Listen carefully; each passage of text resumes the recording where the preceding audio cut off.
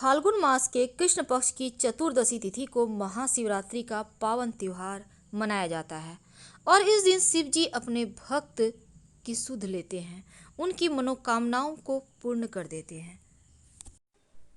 आप सभी दर्शकों को महाशिवरात्रि की बहुत सारी शुभकामनाएं।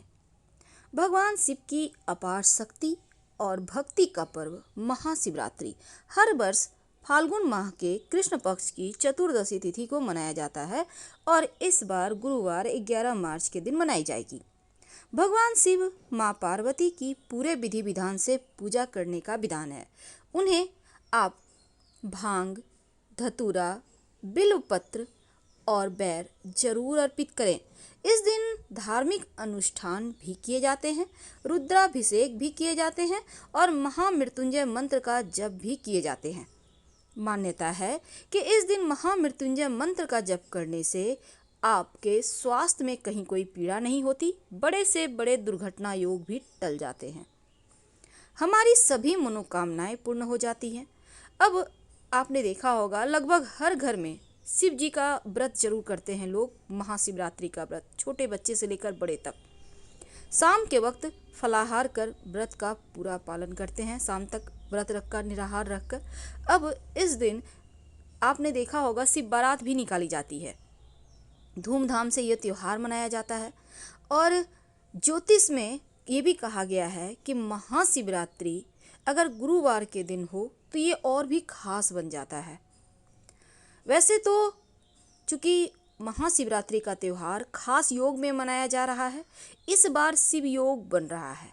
अब शिव योग होने से नक्षत्र घनिष्ठा है, चंद्रमा मकर राशि में है, तो इस बार की जो शिवरात्रि है वो बहुत दुर्लभ है, बहुत खास है। जब महाशिवरात्रि के व्रत का आरंभ इस बार त्रयोदशी तिथि में हो रहा है तो क्या करेंगे, देखिए सुबह जल्दी उठकर स्नान वगैरह करके स्वच्छ वस्त्र धारण करें, फिर पूजा वाले स्थान की सफाई करें, भगवान शिव माँ पार्वती की प्रतिमा स्थापित करें। अब पंचामृत से स्नान कराएं। अगर पंचामृत आप चाहें तो अलग अलग भी आप डालकर स्नान करा सकते हैं, जैसे दूध, दही, घी, शहद, शक्कर, फिर जल से स्नान कराएं।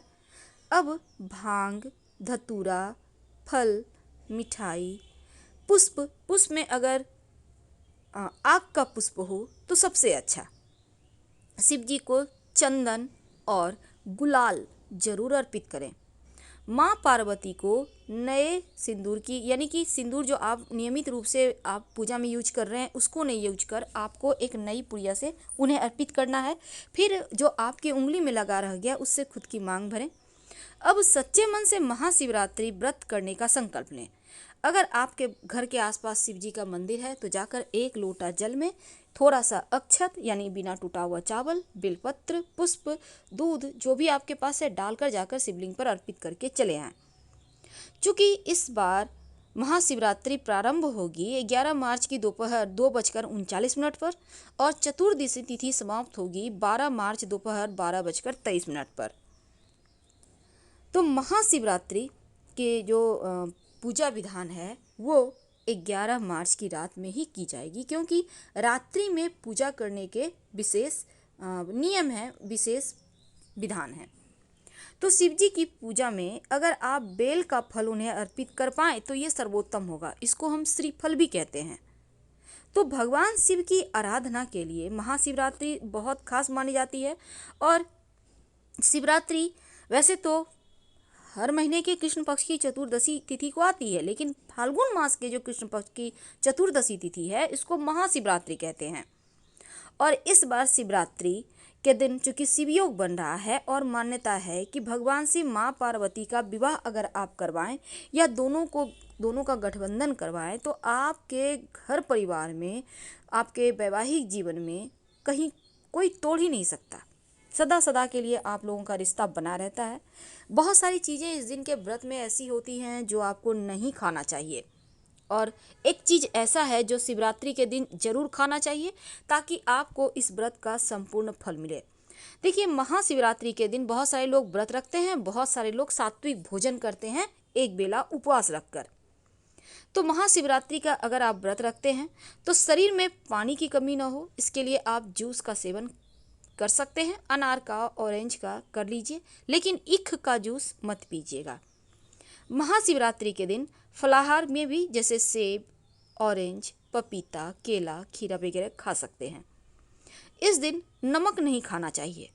अगर बहुत सारे लोग सेंधा नमक का खाना खाते हैं तो आप खा सकते हैं, कोई दिक्कत नहीं है, लेकिन जो सफ़ेद नमक है उसको मत खाइएगा। आलू का आप प्रयोग कर सकते हैं, पर जो काला नमक होता है, ब्लैक सॉल्ट, उसको मत खाइएगा। भूल कर भी चावल, रोटी यानी अनाज का सेवन मत कीजिए। आप वैसे तो सेंधा नमक का प्रयोग से आप, बहुत सारे लोग रात में खाना खाते हैं, तो ऐसे में गेहूं तो एक बार खा भी लें, पर चावल मत खाइएगा, इस बात का ध्यान रखिएगा। और दही वगैरह खा सकते हैं, कोई दिक्कत नहीं है। मूंगफली, मखाने को आप घी में फ्राई करके भी खा सकते हैं। अब दूसरी तरफ मीठी चीज़ों का सेवन आप जरूर करें। गाजर, लौकी का खीर वगैरह, साबूदाने की खिचड़ी भी खा सकते हैं। इस दिन कुट्टू के आटे का खाना भी बनाया जाता है, तो आप उसको भी खा सकते हैं, लेकिन अनाज नहीं खाइएगा। साधारण नमक भी इस दिन व्रत में प्रयोग मत कीजिएगा, सेंधा नमक आप प्रयोग कर सकते हैं। लहसुन, प्याज, मांस, मदिरा भूल कर भी मत खाएं, वरना आपके व्रत का फल आपको कुछ भी नहीं मिलेगा। तो इन चीज़ों का आपको ध्यान रखना है, लेकिन वो एक खास चीज़ जो शिव जी पर अर्पित भी किए जाएंगे और खाए भी जाएंगे। वैसे तो पंचामृत आप जरूर अर्पित करिएगा, और जो नीर है शिवलिंग पर अर्पित करने के बाद उसको उठाकर घर ले आइएगा और उसको प्रसाद के रूप में जरूर खाइएगा। दूसरी बात, इस दिन आपके पास जो भी है, आप सात्विक तरीके से खाना बनाते हैं, तो बहुत सारे लोग खाना खाते हैं, आप फलाहारी भी करते हैं, तो आलू का हलवा, शकरकंद बॉयल करके, या सिंघाड़े का हलवा, कुछ भी आप खा सकते हैं, कोई दिक्कत नहीं है।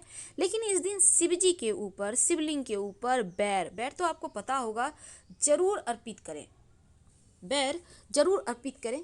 और अर्पित करने के बाद जब आप खाइएगा, फलाहार कीजिएगा, तब इसको जरूर खाइए, बैर को याद रखिए, बैर जरूर खाइए। शत्रु विरोधी कभी सर नहीं उठाएंगे, और जीवन में आपकी चारों दिशाओं में जय जयकार होगी, विजय श्री को प्राप्त करेंगे। बैर अर्पित करने से दुश्मन का सर्वनाश होता है, या फिर दुश्मन आपके खिलाफ कुछ नहीं कर पाते। शिवलिंग पर केला जरूर अर्पित कीजिएगा मिले। और साथ ही शिवरात्रि के अगले दिन एक छोटा सा प्रयोग आपके गुड लक को बढ़ाएगा। क्या करेंगे? अपने घर के पूजा स्थान पर एक पात्र में थोड़ा सा पानी लेकर बैठे, उसमें अपने हाथों को डालें और नमः शिवाय का कुछ देर जप करें। फिर इस पानी को थोड़ा सा गर्म करें, इसमें इलायची डालें और उसी पानी से स्नान करें, या फिर आप उसको अपने सर पर भी हल्का सा छींटा डाल सकते हैं। इससे आपका भाग्योदय होगा, जीवन की परेशानियां समाप्त होगी। और साथ ही अगले दिन, चूँकि शिवरात्रि के रात में शिव जी की पूजा होगी, तो अगले दिन मरजात होगा, तो इस दिन विशेष पूजा जरूर करें कीजिएगा। और पान के पत्ते से शिव जी की, जैसे दूल्हे का गाल सेका जाता है वैसे ही सेकिए। माँ पार्वती को नए सिंदूर के गद्दी से, यानी कि किया से आप उनको सिंदूर लगाइए, और वो उसको आप जीवन पर्यंत व्यवहार कीजिए, यानी कि जिससे आप सिंदूर खुद को रोज लगाती हैं उसी में डालकर रख लें, और ये माँ का आशीर्वाद होगा। तो शिव जी की पूजा में कुछ वस्तुएं हैं जो नहीं अर्पित की जाती, कुछ चीज़ें जरूर अर्पित करनी चाहिए। तो सबसे अंत में महाशिवरात्रि के दिन 2 चीज़ शिव जी को चढ़ाई भी जाती है और खाई भी जाती है प्रसाद के रूप में। ऐसा नहीं है कि आप चढ़ाकर ही खाना है, लेकिन हाँ, पहली वस्तु है बैर। बैर तो आपको पता है, लेकिन जब आप बैर लीजिएगा तो मीठे पके हुए लीजिएगा, ये नहीं कि कच्चा ले जाके चढ़ा दिया, बिल्कुल नहीं। सुंदर सा देखकर मीठे मीठे बैर कितनी चढ़ाएंगे? 7 की संख्या में, और 7 चढ़ाकर 1 ले आइए और प्रसाद के रूप में खाइए। वैसे आप अलग से भी बहुत सारा चढ़ा सकते हैं, लेकिन आपको बैर लाना है और खाना है। और मंजरी भी शिव जी को चढ़ाइए और थोड़ा थोड़ा सबको ही खाइए। तो महाशिवरात्रि का आप व्रत करें, और व्रत रखते हैं तो फलाहारी करें, नमक युक्त भोजन बिल्कुल भी ना करें, शाम में भी ना करें। आपको खाना है, आप फलकर खाकर रहे, जूस पी सकते हैं, पर शिवजी की पूजा में, उनका व्रत में दूध का भी सेवन नहीं किया जाता है, क्योंकि शिवजी को अभिषेक किया जाता है दूध से। तो दूध मत खाइएगा। आप बैर और आम की मंजरी कुछ खाएं या ना खाएं, पर ये 2 चीज़ थोड़ा थोड़ा मुंह में जरूर लगाएं, ताकि पूरा साल अच्छा रहे, शत्रु विरोधी दबे रहे, जीवन की मुश्किलें कम हो। और आप फल में भी, जैसे कि नाशपाती का फल भूलकर भी मत खाइएगा, वरना पुण्य फल नष्ट हो जाएंगे। हर हर महादेव। धन्यवाद।